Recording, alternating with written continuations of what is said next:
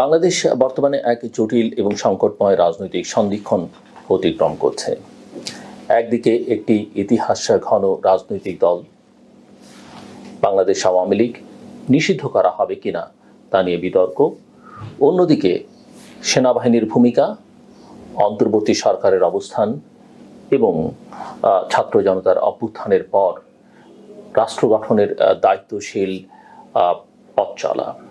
আজকের এই আলোচনায় আমরা এই সংকটময় প্রেক্ষাপটের ভেতরে ঢুকে বুঝবার চেষ্টা করব কি হচ্ছে আসলে বাংলাদেশের রাজনৈতিক ভবিষ্যৎ নিয়ে।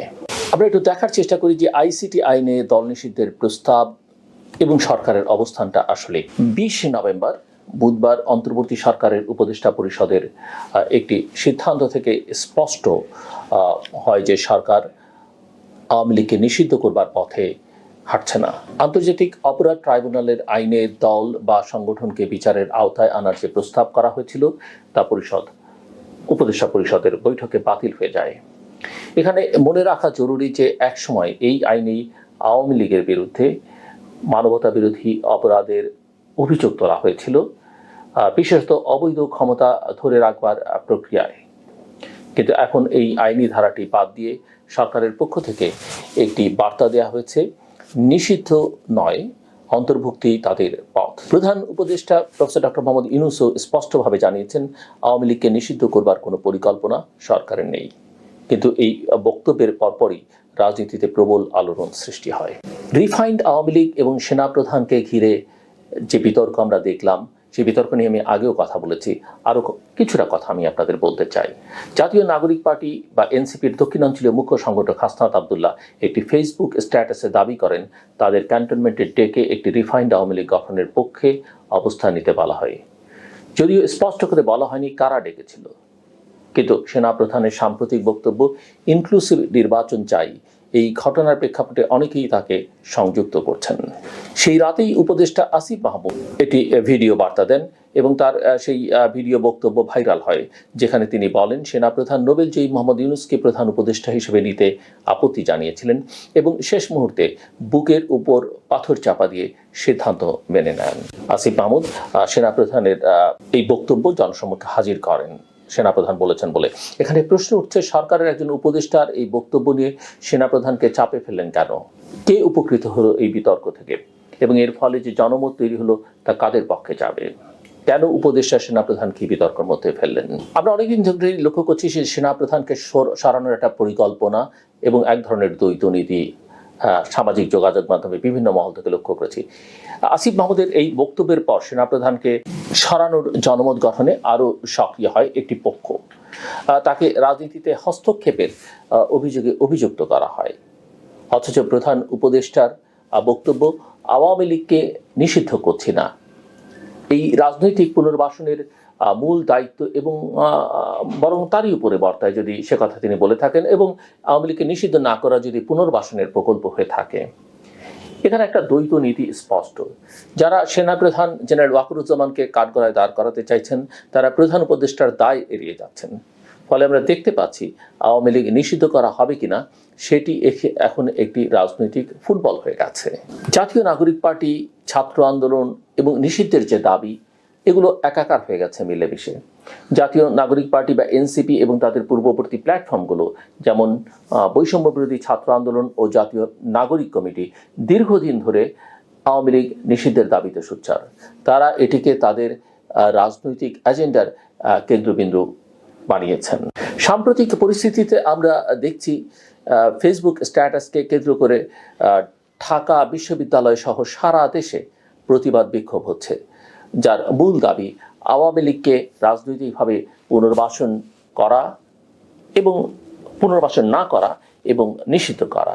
সেনাবাহিনীর অবস্থানকে বিতর্কিত করা এবং অস্থিরতার যে ঝুঁকি তৈরি হচ্ছে সেটি নিয়েও কিছু কথা বলা দরকার আমি মনে করি। এই সময় সেনাবাহিনীর ভূমিকা অত্যন্ত গুরুত্বপূর্ণ। শেখ হাসিনার পতনের পর সেনাবাহিনী দৃশ্যত স্থিতিশীল অবস্থানে আছে এবং গণতান্ত্রিক উত্তরণে একটি সময়সীমার পক্ষে অবস্থান নিয়েছে।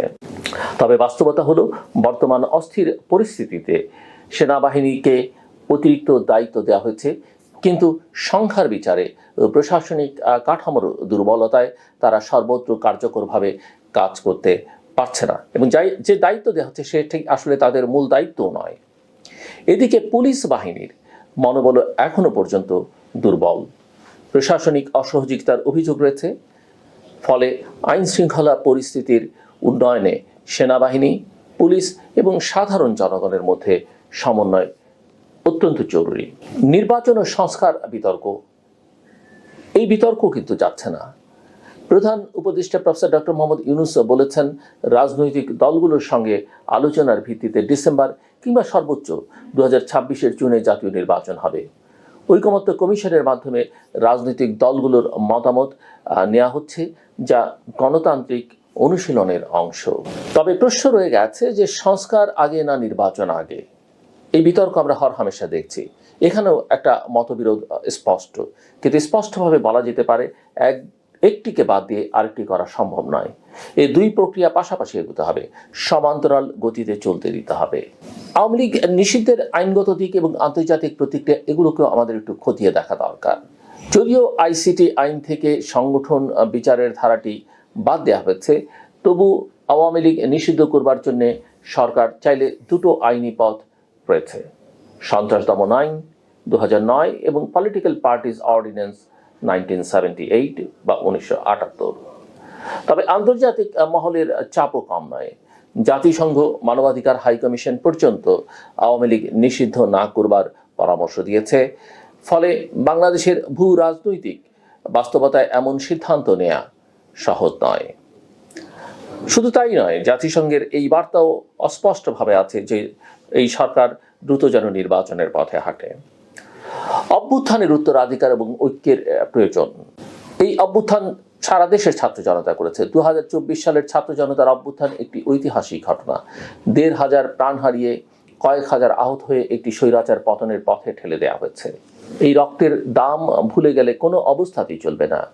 এখন সবচেয়ে গুরুত্বপূর্ণ বিষয় হলো এই অভ্যুত্থানের সব শক্তির মধ্যে ঐক্য বজায় রাখা। ছাত্র সমাজ, সিভিল সোসাইটি, রাজনৈতিক দল এবং সেনাবাহিনী, এই 4টি স্তম্ভ যদি বিভক্ত হয়, তাহলে পুরো দেশের ভবিষ্যৎ অনিশ্চয়তায় পড়ে যাবে এবং কোনো মহল সেই অনিশ্চয়তার পথে আমাদেরকে ঠেলে দিচ্ছেন। এদের বিষয়ে আমাদের সতর্ক থাকা জরুরি। প্রয়োজনে এদের বিরুদ্ধে ব্যবস্থা নেওয়া দরকার। বাংলাদেশ একটি নতুন অধ্যায়ের দোরগোড়ায় দাঁড়িয়ে। প্রশ্ন শুধু আওয়ামী লীগ নিষিদ্ধ হবে কিনা সেটি নয়, প্রশ্ন হলো আমরা কি সত্যিকার অর্থে একটি ন্যায্য, টেকসই গণতন্ত্র প্রতিষ্ঠা করতে পারবো? এই প্রশ্নের উত্তর খুঁজে পেতে হলে আমাদের দরকার পরস্পরের প্রতি শ্রদ্ধা, পরিমিতিবোধ এবং সর্বোপরি গণতন্ত্রের প্রতি দায়বদ্ধতা। সেনাবাহিনীকে সরিয়ে দেওয়া কিংবা ছাত্র সমাজকে বিভক্ত করা কোনো সমাধান নয়। আমরা চাই একটি স্থিতিশীল, অন্তর্ভুক্তিমূলক, ন্যায়ভিত্তিক বাংলাদেশ, যেখানে দল বা ব্যক্তি নয়, জয় হবে গণতন্ত্র এবং জনগণের। এটি হোক আমাদের সম্মিলিত অঙ্গীকার। আমার কথা শুনবার জন্য আপনাদের অসংখ্য ধন্যবাদ। আপনাদের সবার জন্য শুভকামনা।